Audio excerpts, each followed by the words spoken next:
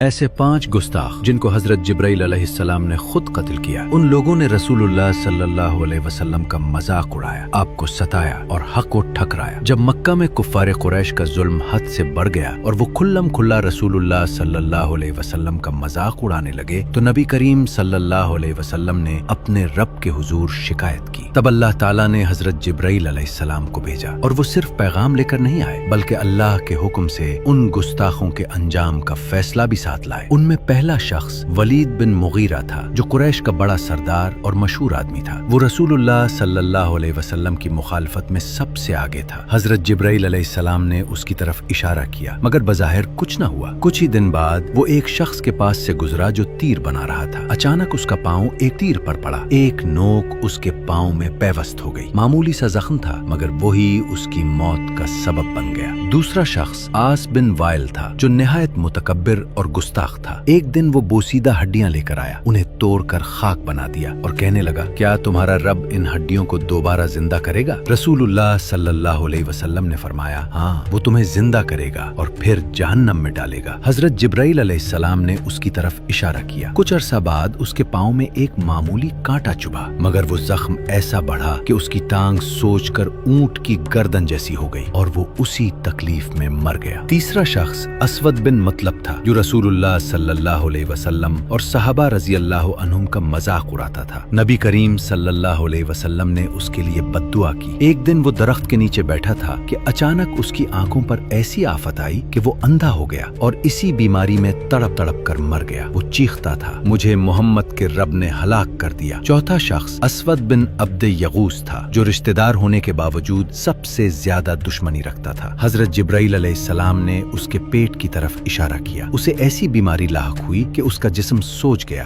رنگ بدل گیا اور وہ انتہائی ذلت کی حالت میں مر گیا۔ پانچواں شخص حارث بن قیس تھا جو بھی شدید گستاخی کرتا تھا۔ جب جبرائیل علیہ السلام نے اس کی طرف اشارہ کیا تو اسے ایسی بیماری لگی کہ اس کے سر سے پیپ بہنے لگا اور وہ تکلیف میں تڑپتے ہوئے مر گیا۔ یہ پانچوں افراد اپنے وقت کے طاقتور، معزز اور با اثر لوگ تھے مگر اللہ کے سامنے ان کی کوئی حیثیت نہ رہی اور وہ اپنے عبرتناک انجام کو پہنچ گئے۔ اگر آپ کو میری یہ ویڈیو پسند آئی ہے تو میرے پیج کو لائک اور سبسکرائب کریں۔